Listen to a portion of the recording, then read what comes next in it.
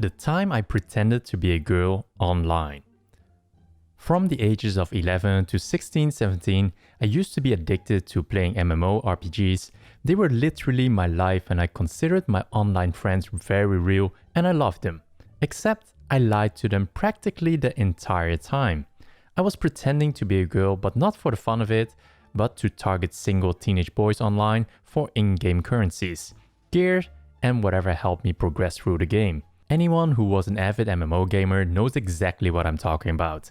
Those amazing outfits you have to buy for real money, those materials you had to buy with real money to progress through the game comfortably and be able to go up against the best of the best.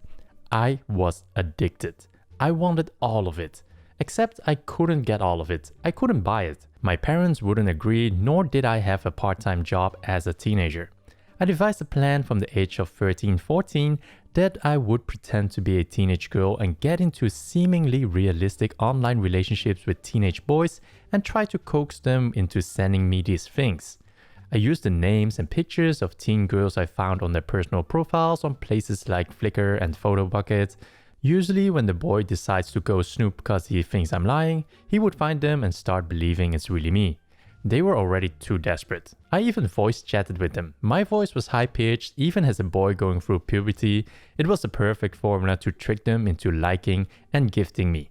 I was desperate for all these in-game things and wasn't thinking straight. I never realized how much these people could get affected. On my first MMO, I tricked a boy into sending me an outfit by pretending to be his girlfriend. This boy seemed madly in love with me, and since this was my first time trying this out, I genuinely felt bad for him and wanted to tell him I lied to him. He was pretty similar to me in all aspects. He wasn't well off either, he didn't work, he had a bad home life, but my idiotic self decided it would be okay for him to gift me. It won't hurt, right? I thought. This huge identity scam I created escalated from there. I tricked so many other boys, teens and possibly even adult men pretending to be teens. It was horrible. I hated myself, but I couldn't stop. I needed all these gifts in these games. This is where the story starts. When I was 16, the last guy I ever talked to was a 20-year-old Russian guy who we will call Mark. I met Mark on a very popular shooting MMO. We hung out all the time and had many mutual friends on that game. We voice chatted with a group of people multiple times on Skype while playing. I never once decided to scam him because he was a free player, meaning he never spent money on games. He also seemed like a genuinely nice dude, but when he asked me out, I tried to take on what I considered the biggest challenge in this scam. Will I be able to get a free player to spend on a game for me? Because I was always so well liked online and many people knew who I was, and generally I was a very nice girl, my ego was soaring. I knew I could do it. I accepted to date him online despite him knowing I'm a 16-year-old girl as a 23-year-old man. In the beginning, he was pretty normal. He was always trying to be sweet and romantic. We played together all the time. He did all the lovely dovey kisses and hugs text. I, being a piece of shit I used to be, played along. It was all going well. Too well. However, I noticed after a week or two that something was not right with him.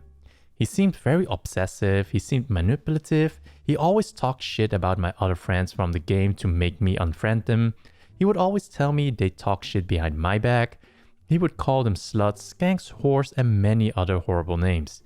He would even send proof, which I later found out was photoshopped from in-game text chats, which disappears so you can't ask that friend to send proof she didn't say what she'd said. He absolutely despised any guy I ever talked to when we were playing in a public match together. I stupidly went along with it. I didn't want him not to trust me so I can get what I wanted. Then the perfect moment came for me to make Mark send me gifts. I had to do it. This new outfit the game introduced was too bomb to pass up. I started off by telling him the new game update was pretty cool and we talked about it for a while.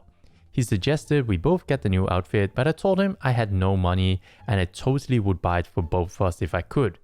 He suggested that he steals money from his mother, a single hardworking woman taking care of 2 kids. For a second my mind told me to let it happen. This was when I immediately snapped out of it. I felt horrible. I wanted out. I couldn't believe what I was doing.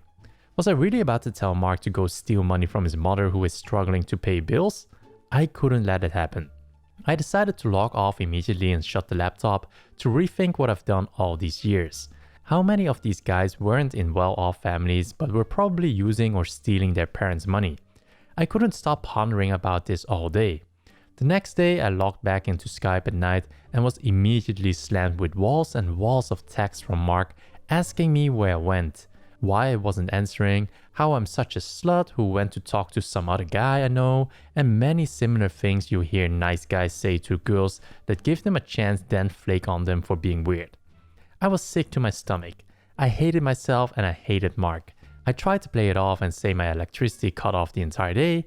He didn't believe it. He didn't want to believe it. I immediately told him I wanted to break up with him.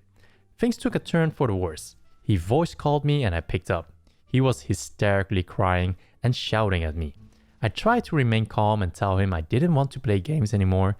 I told him I was getting more depressed than I already am and felt my addiction to games wasn't helping me and that I should go out and see the world more, which was all true outside of my fake persona. He started shouting at me some more, calling me all kinds of names. This 23-year-old Russian man was threatening what he perceived to be a 16-year-old girl. Everything he said started to get worse. He started talking about how I ruined his life. He told me he will commit suicide if I ever left him, which I thought could possibly happen because he was a cutter. I started crying and told him not to. We got into a heated argument and I could hear him throw stuff around and break stuff. I was still crying when I told him I had to go because my parents want me to do something. He told me not to leave or he will kill himself right there and now. He turned on his camera and put a razor to his wrist. I saw all of the old cuts on his arm. I was in fear. He couldn't see me, but I was stuck there watching a man threatening to cut his wrist live on cam, all because of me. All because I decided to trick him into buying me gifts. All because of my fake identity and fake relationship. I threw up in the garbage bin in my room. I quickly told him I had to go. I immediately quit Skype and closed my laptop. I cried in my room the entire day, realizing karma finally got me and this is what I get for scamming people. I was a mess and suddenly I passed out, asleep on my bed. I didn't know how or when it happened, but it did. The next day, I was unusually calm. The day went by normally. I sat in front of my laptop but didn't open it. I tried to think of a rational solution to all of this. I didn't want someone to commit suicide because of me. There was no rational solution to any of this. I had to just say goodbye to him and block him forever. And whatever happens, happens. I opened Skype and was immediately slammed by walls of text again. This time I didn't read anything but saw that he sent some photos.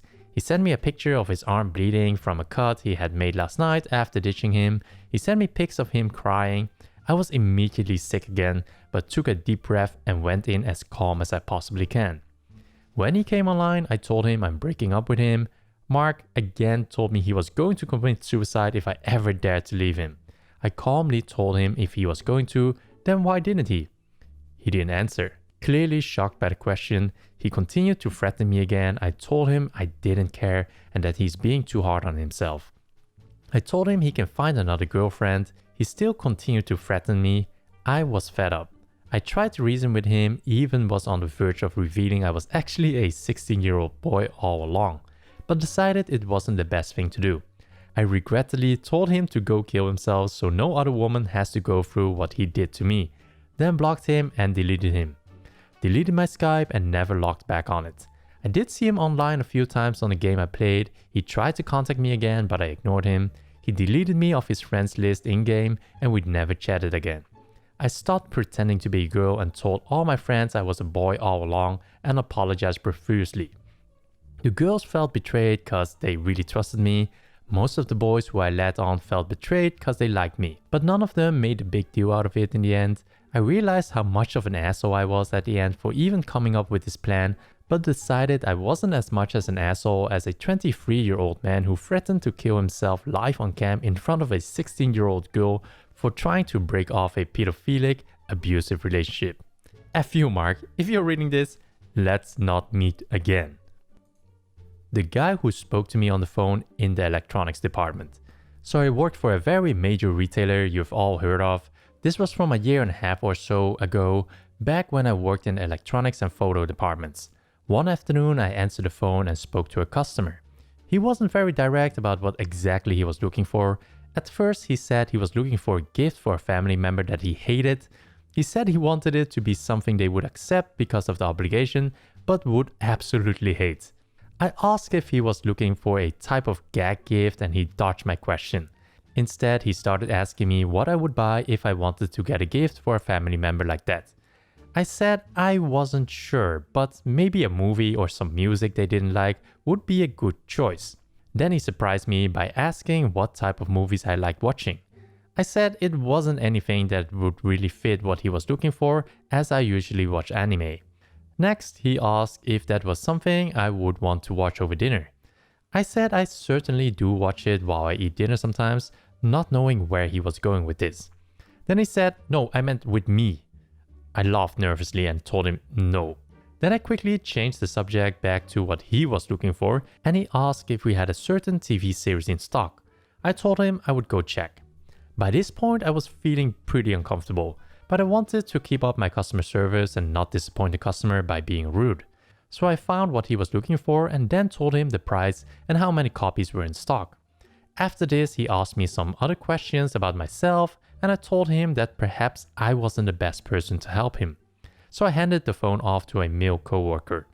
I walked away from the desk at that point and made my way back to the photo department, where I felt safer as I wasn't in the direct view of customers who were walking around.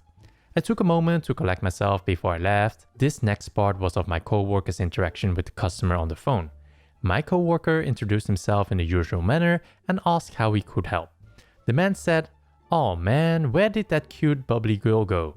My coworker replied with an improvised response of, she's actually our photo associate. She doesn't know as much about electronics." To which the customer responded with, "Oh, I would like to see some pictures of her naked." To which my coworker did not know how to respond. The customer then said it would be easier to just shop in person and that he would be back later to see me, and hung up. I asked my coworker if he was ever able to get the customer off the phone. He told me about what the customer said and I felt sick. I was also so terrified of coming into contact with this customer that I went to management and reported the issue to the management. They chuckled and said there wasn't anything they could do as it was likely just a prank caller. I was worried about spending any time on the sales floor, but I still had to complete my shift. That evening, I was terrified. I politely asked a male coworker to walk me to my car. He obliged and we saw no trace of the creepy guy anywhere. And I've never heard from him ever since then. So, to the creepy guy who called my work, let's never meet. So, those were the stories for today's video. If you enjoyed this and want to watch more videos, then click here for more stories. Or go check out the info cards in the right corner for more videos.